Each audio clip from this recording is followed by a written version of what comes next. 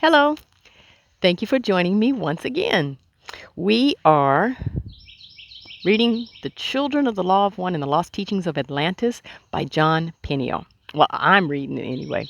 We are on chapter 20, on page 300 at the part of losing touch. Thank you for all that has who have been taking the time to listen along as I have been reading this book. Yes, it has taken me some time, but the overall it will all be there for everyone to see whenever they want. So, thank you for your patience and I highly recommend this book. Give it as a gift, give it for yourself. Share the video, get the message out there. So, let me start the reading of The Children of the Law of One on page 300, chapter 20, the part of losing touch. Okay? So, as usual, it all comes back to selfishness. As this led to the separation from God and the whole mess. But becoming separated from God was just the beginning. The teachings clearly indicate that the reason why we are not together with our soulmate is because we separated from them via selfishness. It is the end result in a chain of events. It started with self consciousness, which led to the developing of selfishness and separation from the universal spirit. Then it went further, and our selfishness led to our ultimate aloneness. No blame. But what about how this has all come to be blamed on Eve? Or the feminine aspect? It seems that Adam was as much at fault, if not more so. Very insightful. I'm proud of you.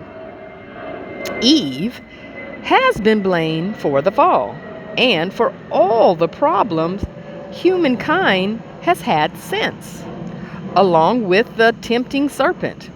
This is partly due to the way some religions have presented the story of Adam and Eve and the way various social orders chose to see it. It created a scorn on women throughout the ages. But women should not be singled out for the blame. Like you said, even in the Orthodox biblical way of interpreting the story, it never would have been such a problem if Adam had not partaken of this fruit, regardless of whether whether Eve did or did not. But did Adam have any more of a chance to resist temptation from Eve than Eve? Yes and no. It's not nearly as simple as it all seems. What do you mean? It doesn't seem all that simple to me as it is. Father laughed and smiled at me like a parent who was lovingly amused at the innocent, ignorant remarks of his 5-year-old child. I mean, that a realization of the nature of our true beings totally changes the perceptual meaning of the story. The better you understand what was said earlier, than our true form is both male and female soulmates who are really just aspects of a singular being, the better the better will your perception reveal to you the truth in the story. Again, our angelic nature was a sexual polarity integrated being, both male and female elements within one angel. That's why angels are sometimes perceived as sexless or neutral sexually. It's not because they are sexless, but because they are balanced. They contain both sexes in one being in harmony. See? I'm stunned. What a realization. I'd never even considered it in quite that way before. But those elements weren't even considered male and female as they would be now, until way after our degeneration. Now, you're losing me again. I'm afraid I'm having a hard time getting a good grip on that, Father. To grasp the polarities of our human condition is difficult without universal consciousness. Let me think. Perhaps the best way we can understand it with our limited brains and limited point of view is to try and understand it using several scientific analogies from the ancient teachings. Oh, good. My limited brain should have a much easier time with scientific analogies from the ancient teachings. It won't be that difficult. I am actually trying to make it simpler for you to understand. So don't block up your brain with fears of complications that don't exist. I'm sorry again, Father. Maybe I should just keep my mouth shut. Sure, I'm certain that will be simple for you. I'd like to see you accomplish that for a day sometime. I can. I just. Oh, sorry. Please, go on. I'll try not to interrupt you. Never try anything. Either do or don't do. I put my hand over my mouth. Before we go on with Zain's example, let me interject this little pre-concept. Now, keep in mind that these terms, positive and negative, which are used in the examples you're about to read, are meant in the sense of the nature of polar opposites, such as those found with electrical charges and the ends of a battery. He isn't using the terms to mean good or bad, as in having a positive or negative attitude.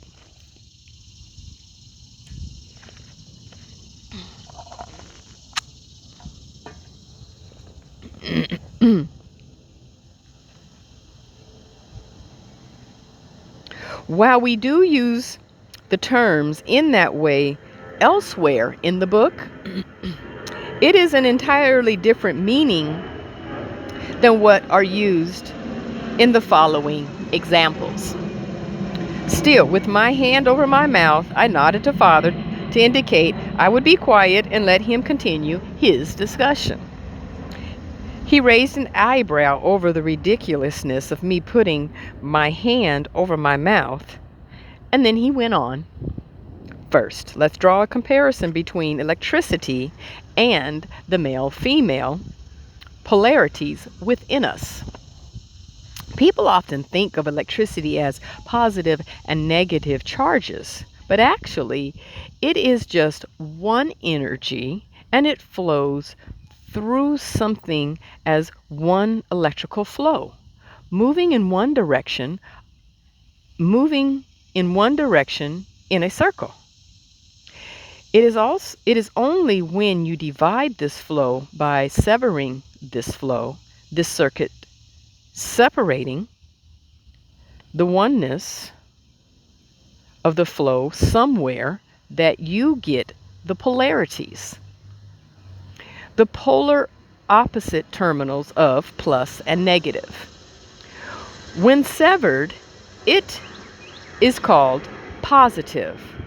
And on the side where electrons would be outflowing, and negative on the other side where there is a receptive or vacuum condition, an absence of electrons, or a condition of wanting to accept electrons.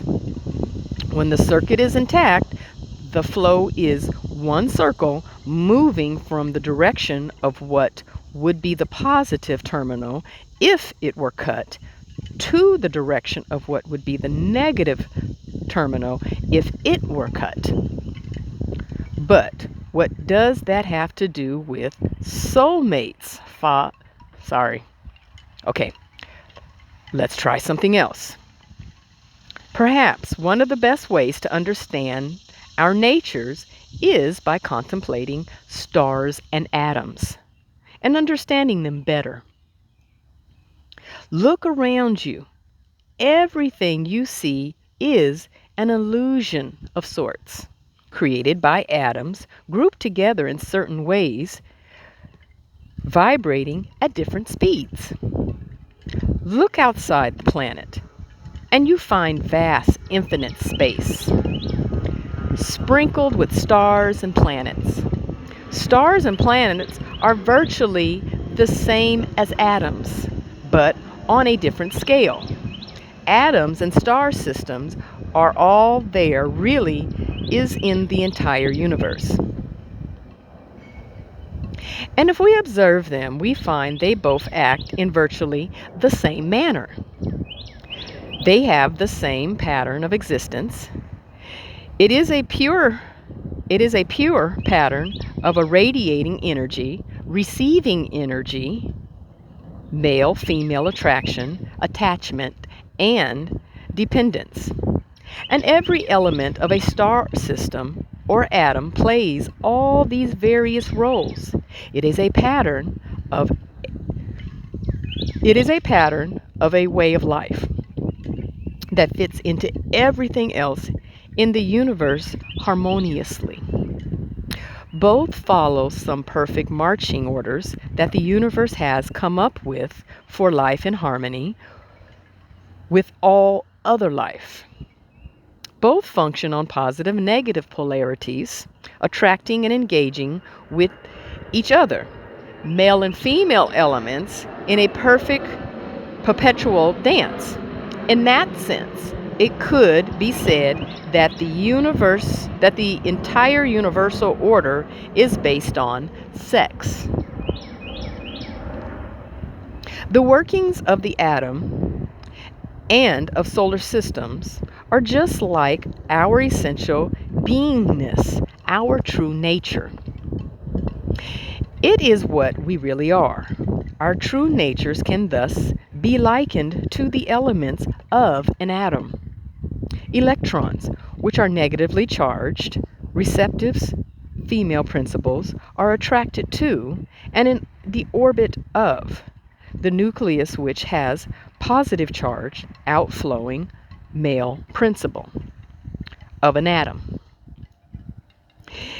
It is the same with the planet or planets, female, that are in orbit of a star, male, in one solar system. It is not by accident that we call the planets we live on Mother Earth. If the Earth is the mother of life here, who is the father? The sun. Life would not exist without the interaction, the intercourse of energies of either. The solar system is not really a bunch of planets and a star. It is one whole being.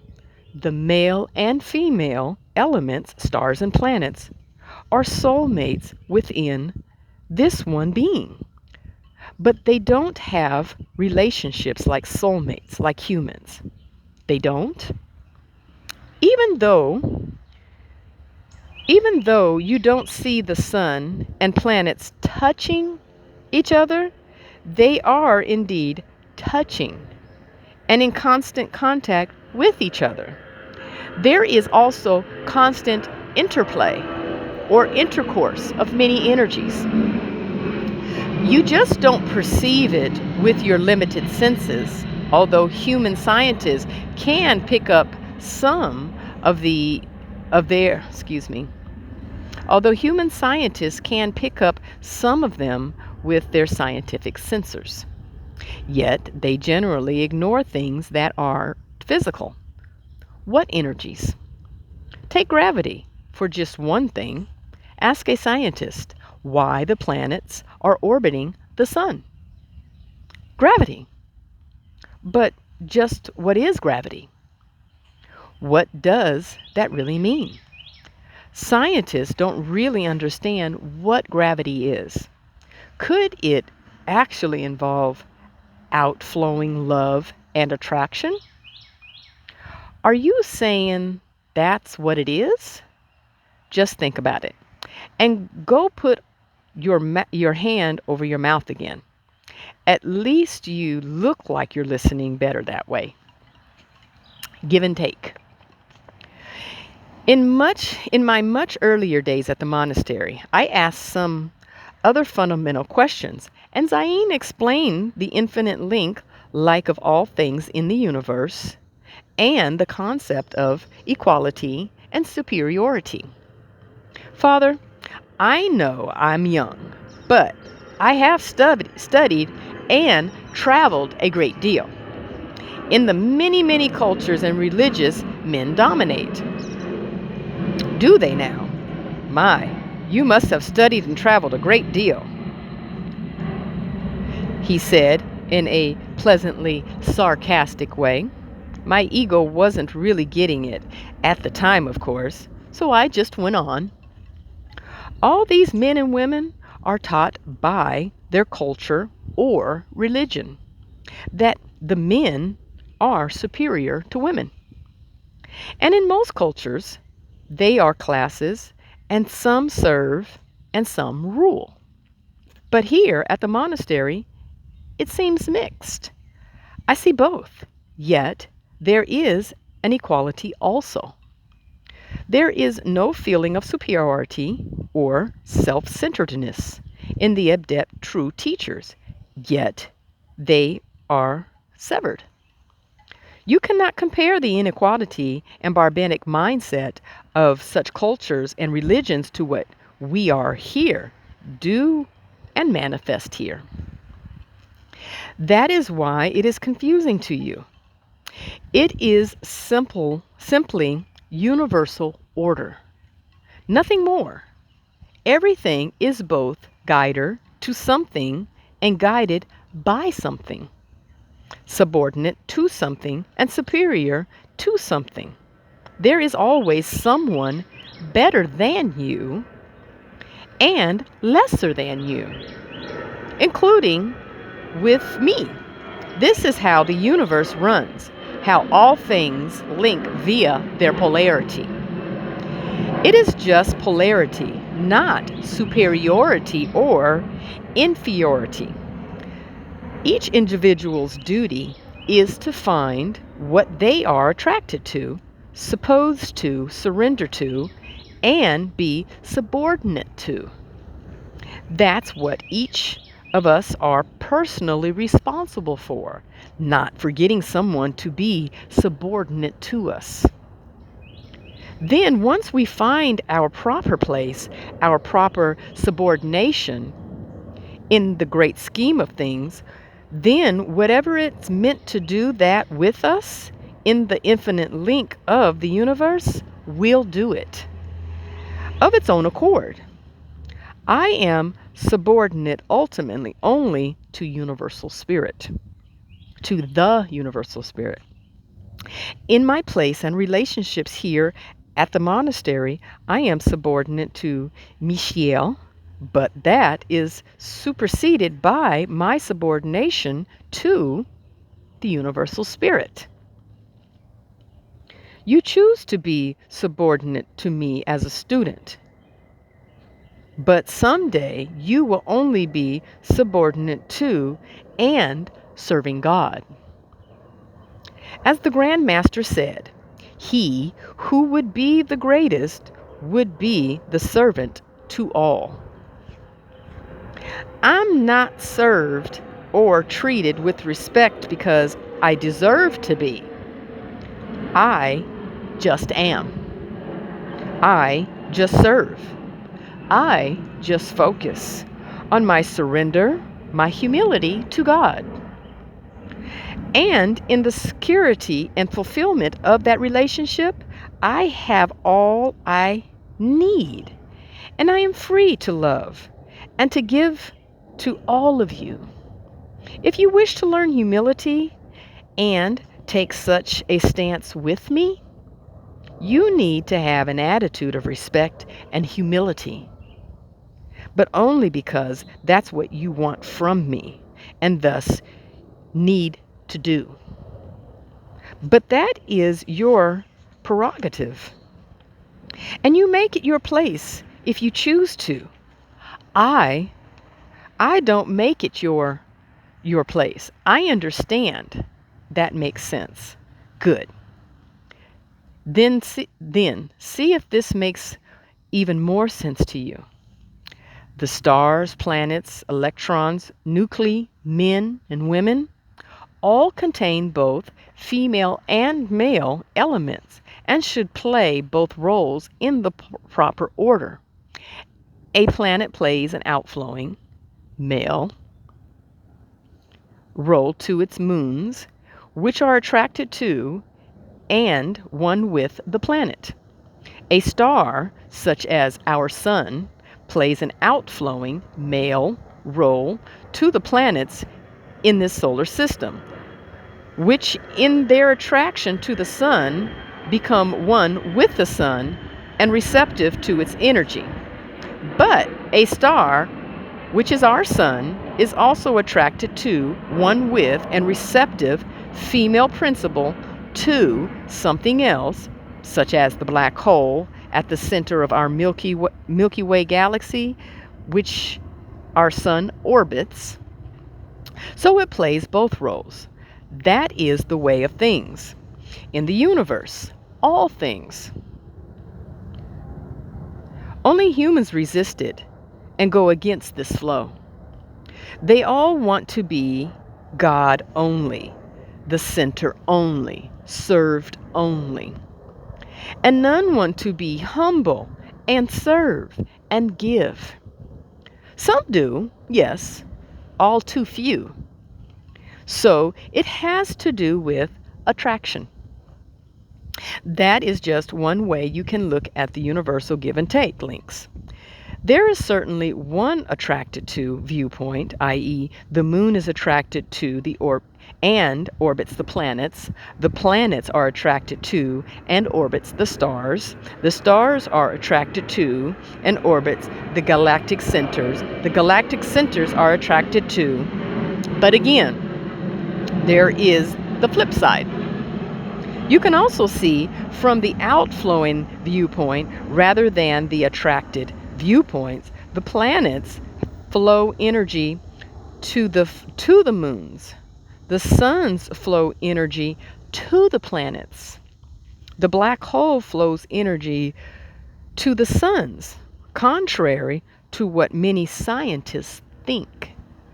And something is flowing energy to the black hole. And something is flowing energy to that, and that, etc. And people? On the human level, the polarities we split into, i.e., men and women, reflect these principles in different ways when we separated in consciousness and on the earth's plane. Men and women, once one, are very different when separated into their polarities. And the lower the person's consciousness, the greater the differences will be, and the greater the lack of harmony. Again, each one of us has within us both the male and female, both the receptive and the outflowing qualities. Totally equal, yet in different positions. We all are supposed to be receptive to something and outflowing to something else. But men and women are so different, and some tend to be dominating and some submissive. And in all cases, it always seems to turn into a nightmare and a big mess. What are we supposed to do? What are we supposed to be in this state? It's not a question of what we are supposed to be, so much as what happened to us and what we are, what we have become, and what we will make things and what we will make of things. Yes, the differences can vary widely, but there are certain qualities that there are generally associated with men and women as generalities only.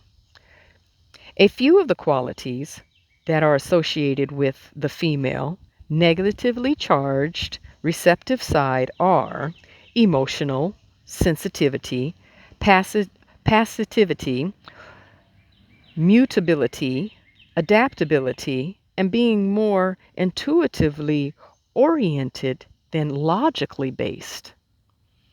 Qualities that generally are contributed to the male innate are logically based. Qualities that generally are contributed to the male outflowing side are emotionally insensitivity, suppression, aggressiveness,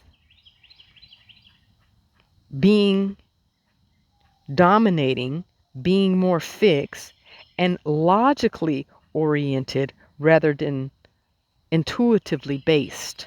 So we are stuck with these limited ranges. As long as we are male and female, no.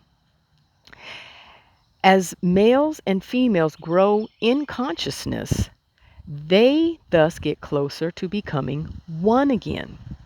And all the stereotypical male female qualities begin to merge until you are a complete balance being.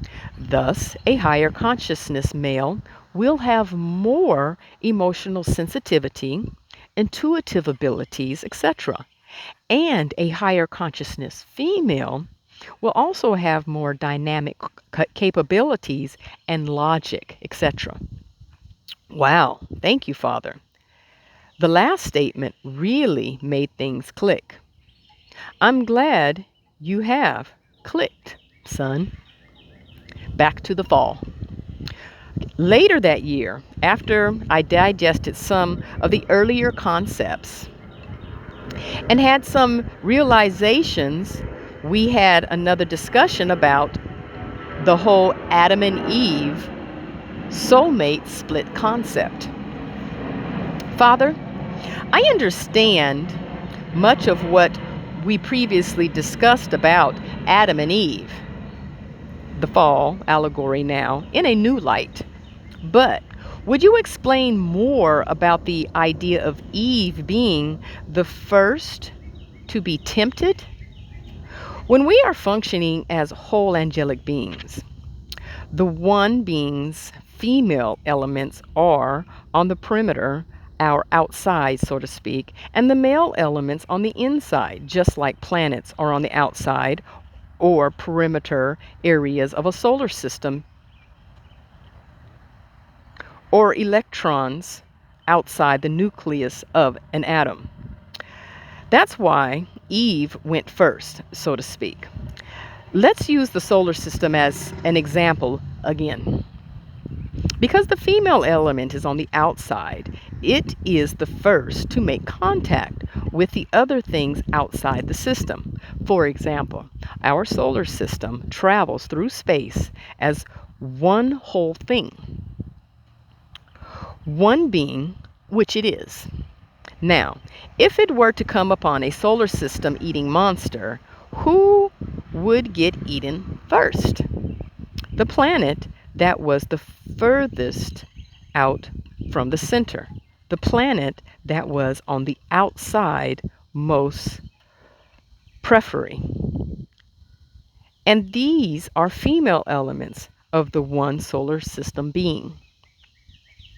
Thus, when we came upon the trap of the material plane, the outermost planets, the outermost parts of our being, the female elements of our one angelic whole being, were affected first and were the first to separate off from us as a whole, the Eve principle.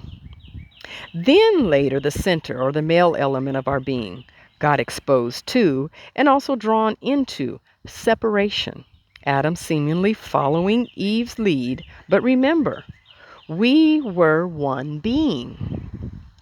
It was it was us as a whole angelic being who fell into separation, not women only. It it is not women that caused men to fall. It it was just the first element of us to experience the temptations of the new plane and the first part of us to separate and become lost. Okay, I'm going to stop there. My eyes are getting tired. When we pick up again, we'll be on page 305 at the part of Adam, the first to return. Okay? We have been reading The Children of the Law of One and the Lost Teachings of Atlantis by Jon Peniel. Thank you once again for taking the time to listen. Please share this video. Hey, I haven't said it in a while. Like and subscribe. Get the book. Give the book. Share the book. Get the message out. Until next time.